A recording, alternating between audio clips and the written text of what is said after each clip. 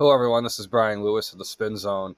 And despite the long hiatus, and I apologize for that, I had other material that I was trying to work out, and I'll work it into the next couple of videos here and actually have some discussions and also talk about my published article at the Top Flight, which is what I'm going to talk about with this video here, which is what Tottenham could do going forward. Now, Daniel Levy has been in charge for Tottenham as long as I can remember. I haven't really been. I'm not like a lifelong Premier League supporter though. I'm like someone that got into it around like 2010, 2011, really 2012.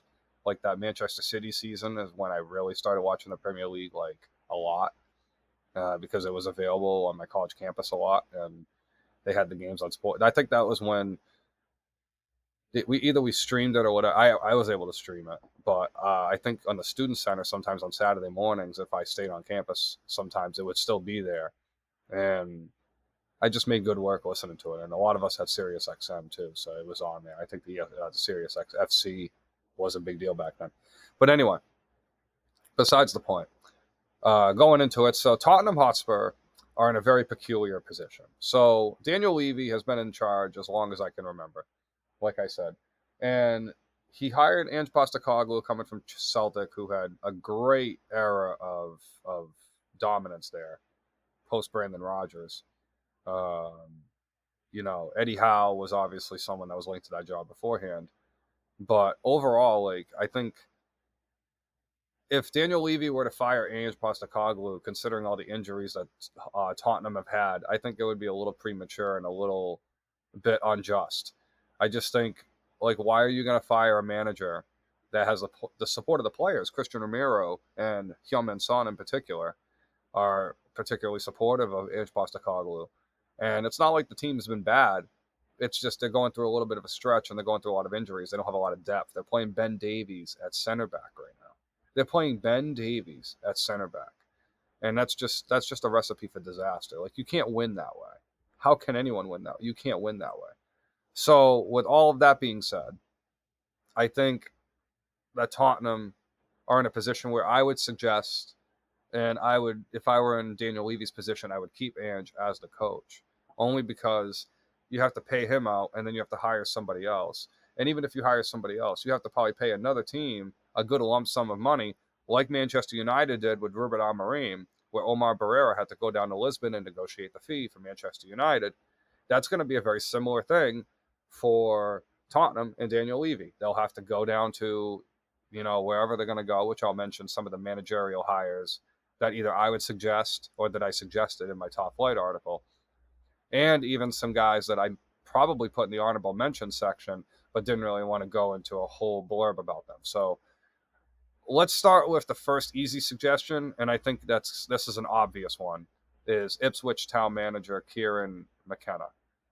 He's a former Tottenham youth player. So he was from their academy, and he's from Northern Ireland originally. So I think the Northern Ireland link itself, he's someone who was in 2002 on that Tottenham roster. He never made it to the senior team, but he worked his way as a coach, and I believe he was at West Brom at one point with Ashworth. So I think there's a common link there. However, he was the assistant head coach at Manchester United in 2018 under Mourinho during their second place finish. And I think this is something to keep note of, because United were linked to him and Ruud van Nistelrooy. They could have gone for either of these guys, and they decided to hire Ruben Amorim, who hasn't managed outside of Portugal before. And most of his career was spent in Portugal too. So I find that a very interesting hire from Manchester United's standpoint, as I said from before, never mind the whole three in the back thing. But if you look at Kieran McKenna, his resume is simple. He's someone who was Jose Mourinho's right-hand man as an assistant coach. He's someone who's led Ipswich since 2021, led their promotion. And right now they're 16th or 17th right now in the standings. So it's not like they're not in overpoint. I think they're definitely punching way above their weight. I would never think that Ipswich Town would be a team in the Premier League. But crazier things have happened, of course, Coventry and all else, and, Derby County. There have been teams that have been surprising that they've been in the Premier League, and Portsmouth. I remember Portsmouth being in the Premier League at one point. Now they're in League One. So between all that, I think it's interesting that McKenna, being a hell of a manager now, if Tottenham were to bring him on, what would they be able to do in January? Now, that's a totally different idea, but I think the first thing Tottenham should do is get center back depth, the same way that United did when they went out and got Euro from, I think he was from Leo or Leon, but they paid a lump sum for Euro. That was Leo, and I think it was like 50 million or something. Maybe not spend that much, but like they need center back depth, and if they hire McKenna, they might be able to have. He has a wide basis of knowledge in the championship as well, and maybe there's a couple players they can snag from there. Obviously, you know, Spurs are in a position where they don't have a lot of depth, and that's going to hurt them down the stretch, especially if they want to compete for top six at this point, because I think top four is going to be a little out of their reach,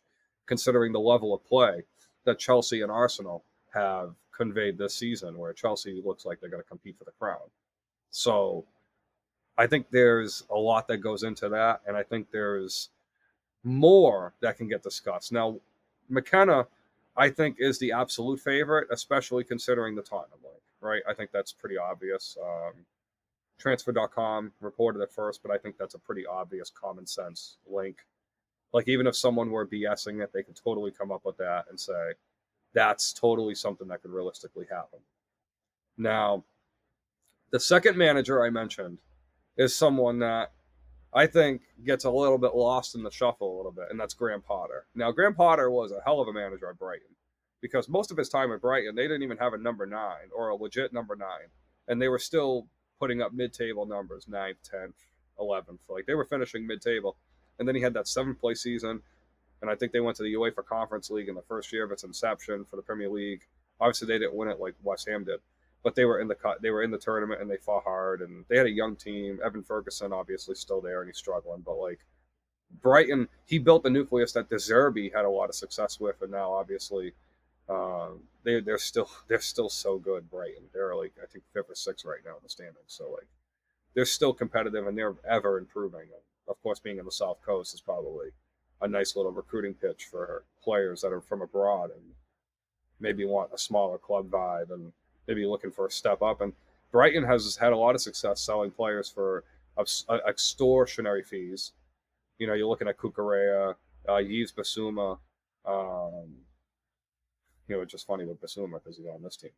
And then you still have other players that they were able to get a lot out of as well. So I actually like what Brighton has been able to build. I admire what Brighton's been able to build. And I think Graham Potter's someone that, if McKenna says no and decides to stay at Ipswich the rest of the season, because he may decide, I'm going to stick it out at Ipswich and go from there.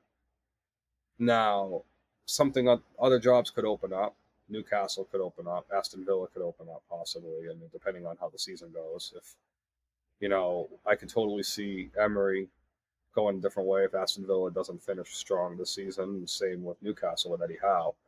But at the same time, what else can we expect? And I think from Potter, that Chelsea job is kind of a really interesting story. I don't think I penalize him as much for that chaotic stint at Chelsea because Todd Bowley had just bought in the team. Keep in mind, that whole thing with Abramovich, they had Marina Veverskaya, who was like their big lead recruitment, and they had like a very big system. And that lone army that they've been able to build, keep in mind, all those players are good, and most of them, however, have been productive, and then most of them have gotten them fees. It's just, I know the Chelsea system, Manchester City gets kind of called out for it a lot, but Manchester City doesn't really do it as much as Chelsea does. Chelsea under Abramovich was like kind of like they had like a B team almost, if you will, of like first team level talent, and it's kind of absurd. Even right now, like you're looking at them, they had Zakaria, they brought him in for a little bit, and they shipped him out. They still have Badashil. They still have there's like a couple guys that they still have, which I don't even know why they still have them. They signed like Sterling. They got rid of Sterling. So like they have all these dudes. I don't even know why their roster's so big.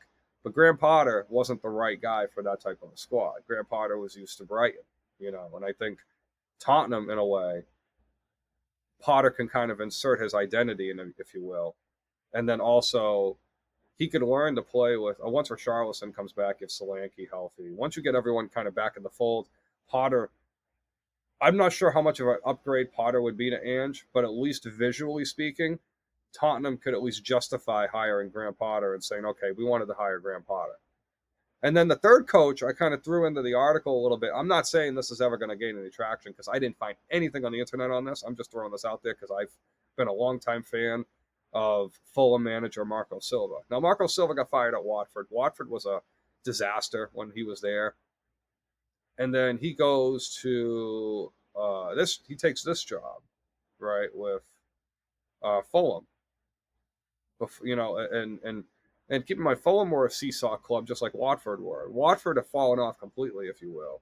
Watford had a talented squad. You know, like they legitimately had some good players on that team, but they kept falling off in the championship table, and now they're mid-table in the championship. Whatever it is. And they keep firing managers. Like they had like a bunch of managers on that. So this is the deal with Fulham. Fulham hired Marco Silva, and they stick with Marco Silva. They lose Mitrovic. Mitrovic gets replaced by Jimenez. They get Emile Smith-Rowe. They have Adama Traore. They have a solid roster, and I think with Fulham being ninth right now, they look like they're going to be a mid-table club. But I think for Fulham, consider where they were. Now, I remember the Bryan Ruiz, Clint Dempsey era, of course. Like anybody from that era remembers, like that. That was fun. These teams right now, this team right now is very good. I think because the Premier League is so competitive, you're not going to see them really punch above 8 for me.